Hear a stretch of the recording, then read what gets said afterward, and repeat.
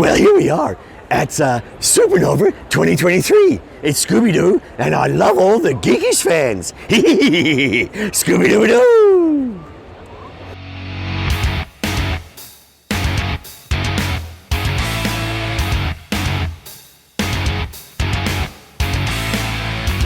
Being the voice of Scooby-Doo, it's going to be quite unusual to have an Australian accent coming out of my mouth.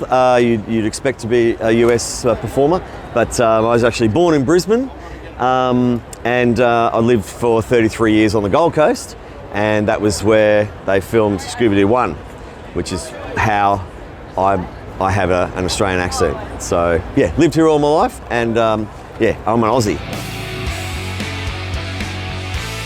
Like everybody, I'd come home from school and watch the afternoon cartoons and Saturday morning cartoons, and it was all Hanna-Barbera and Looney Tunes essentially back then. So Scooby-Doo was obviously a favourite of mine, but it was also Wacky Races and all Looney Tunes, Speedy Gonzales and Bugs Bunny and Elmer Fudd and all those great cartoons that were so iconic back then. And yeah, I discovered from a very early age I was mimicking the voices that I could do in my falsetto voice back then, and discovered that I really enjoyed the characters and what they were doing, and I was pretty good at doing a big range of voices in the end, and so that sort of led me to having a love for my acting career. So I started as an actor, and then became a stuntman, and then a voice artist during that time. Yes, so I was a pre-opening performer. So while a movie was still being constructed, I started doing rehearsals, and I was they needed 4 guys and 4 girls to be the actors and the acting pool to perform the street shows, robbing the Bonnie and Clyde Bank every day 6 times, and doing all sorts of gangster shows and all sorts of shows.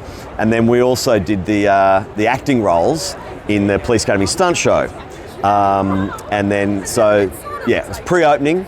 And I did show number 1 of Police Academy Stunt Show, and that was amazing the opening day, because back then Warner Brothers wanted to compete with Disney. They wanted Warner Brothers movie worlds to be Disneylands all around the world, and so they pumped a lot of money in and had their big stars attend the opening day. So show number 1, I had in the audience was Clint Eastwood, Mel Gibson, Goldie Hawn, Kurt Russell, all the Australian stars, Elle Macpherson, everyone you can think of at the time. And it was pretty nerve-wracking, but we got through the first day, and Police Academy Stunt Show was supposed to go for 18 months, and it went for 18 years. So was the flagship of the park, most highly rated show from the moment it opened to the moment it closed in 2008. So yeah, I stayed there personally for 14 and a half years, and in and around working in film and TV, because the studios were just getting going then, and next door at Warner Brothers. And then I went back recently and drove in the Hollywood Stunt Driver show there for 3 years, and ran the show for a bit. So yeah, theme parks have been a big part of my life, and great family of performers that have gone on and become Australia's supreme, stunt coordinators, actors, dancers, singers, stuntmen and women in the country. So it was a really good training ground for all of us to have long and successful careers. As I say, I was working at Movie World at the time, and one of our other actors in the acting pool, Jennifer Congram, she got the opportunity to be a voice director, because back then there was some TV series like Beastmaster with Heath Ledger, Lost World, Space. They were all being filmed at the Warner Brothers Studios for Coot Hayes Productions, and they needed the voice ADR recorders, background actors to be voiced, background, you need a lot of bed of voices in a show, and this is post-production. So I got the opportunity to come along and start to be a voice actor in a studio and work with other voice actors to start to fill out the show from a sound point of view. Because on set, all the extras, they're miming. And so you can't have people miming, you've got to voice them. So that happens, a lot of work goes into it, putting together a movie, a TV show. So that's what I started doing that. And then Scooby-Doo came along and was going to film the Scooby-Doo 1 at the Warner Brothers Studios in 2001. And they asked the current Scooby-Doo cartoon voice actor, who only did a few cartoons, do you want to come out to Australia? We're going to do a live action film, but we need someone to bring the character to the set. So you'll actually be delivering Scooby's lines on set, and we'll be recording you for guide track and so on, acting the role on set to the actors. Because if you're Shaggy and you're talking to me, and it's just an X if I'm not here. And so he said, for whatever reason, he said, no, I'll just do the final cut. And they were like, oh, okay, well, we'll find a local. So every voice actor in Australia auditioned for that role, and that was the one I got. And then that was just an opportunity, because I went on set and delivered the dialogue. Every day Scooby was called to the set, that was me. And I delivered the lines and the dialogue, acted the role to Matthew Lillard, all the cast, and I really liked. I ended up reading Scooby-Doo as well on the show, Ghosts. I read all the voices on the show, and at the end they said, "Oh, look, we really love what you've done, but we did promise it. Well, we said this guy was going to do it, so we'll fly him out from LA," and they flew him out to the Gold Coast, and we had a voice-off. He put down his version of the film, I put down mine, and they flew back to LA and said, we'll call you. And about 5 weeks later, my agent called and said, guess what, they've gone with you. So, yeah, it's just an opportunity that was knocking. You work hard, turn up early, be nice, all those things, and put your best foot forward, and just all worked out well. All the cast, Mary Vanu did a fantastic casting job to find Matthew Lillard as Shaggy. Absolutely nailed it. I don't think anyone else could have done that role at the time. He got the voice bang on, and then Sarah and Freddie, Sarah Michelle Gellar, Freddie Pinchot, Sarah was huge at the time. She was just finishing the last series of Buffy, and that was the biggest show in the world at the time. So we're actually shooting around her.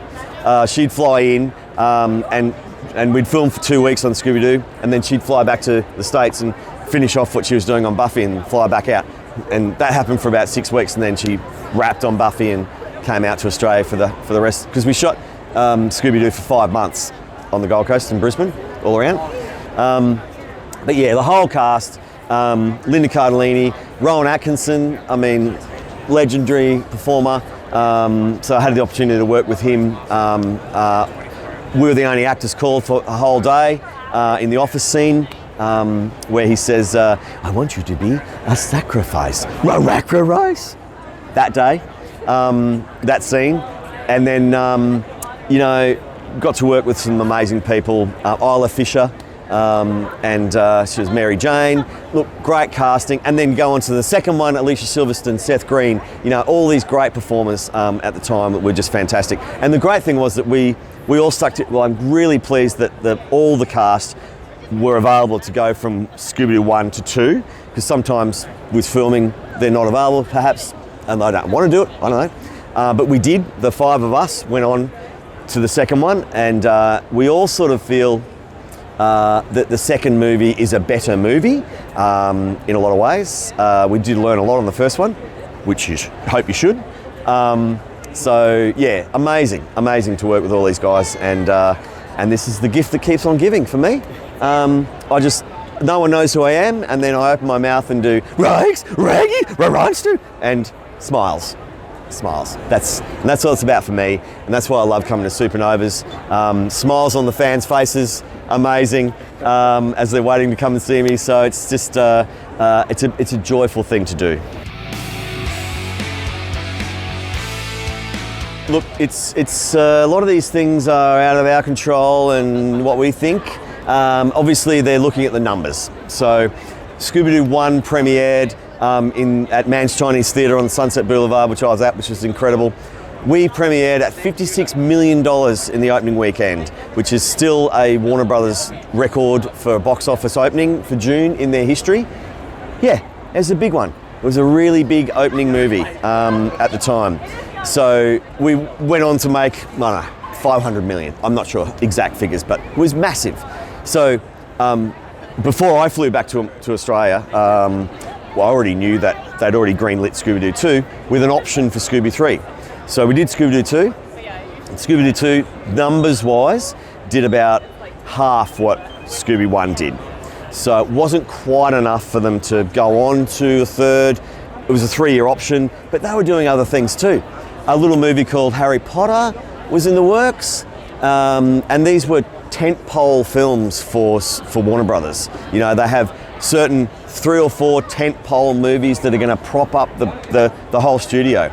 Scooby-Doo was one, Harry Potter was another, and so there was a couple of little projects that they just felt like we need to, that's been great, but we need to focus our time on that. That's what I hear. I really don't know why. And then Scooby 3 just ran out of time and legs, and you know there was other things, other projects that Warner Brothers wanted to do. But your question, and would I be involved in another one if they did? Absolutely. I hope they do 10 more, because the technology you could do now with Scooby is you could probably make Scooby 1 on your phone now with the technology they were using. But now, look, it'd be incredible. James Gunn, who wrote Scooby-Doo 1 and 2, he's gone okay. Guardians of the Galaxy, etc. President of DC now, or CEO. So if anyone can make it happen, come on, James. Come on, James. Let's do some more Scooby-Doos, and I'd love to be involved. So let's hope. Yeah. I've got a few things in the pipeline. Nothing's set yet. I'm going to be doing more Comic-Cons, so please come and see me at Comic-Con around the world. I'm hopefully heading over to overseas at the end of this year and next year. And then in and around that, it'll be more shows, because I do wear a few hats in the industry. So in front of the camera, actor, stuntman, voice artist, and then behind the camera, I'm actually a safety supervisor as crew on shows. So I'm actually working on a Netflix production here in Sydney at the moment, which is going to wrap in at the end of August, and then I'm getting married at the end of the year, so I'm going to focus on that. And then next year we'll do some Comic-Cons and other things. So yeah, it's great, mate, and great to be here. Sydney's been fantastic, and thanks so much for your time. Appreciate it. Thanks, Neil. I appreciate your time. No worries. Cheers. Bye, guys.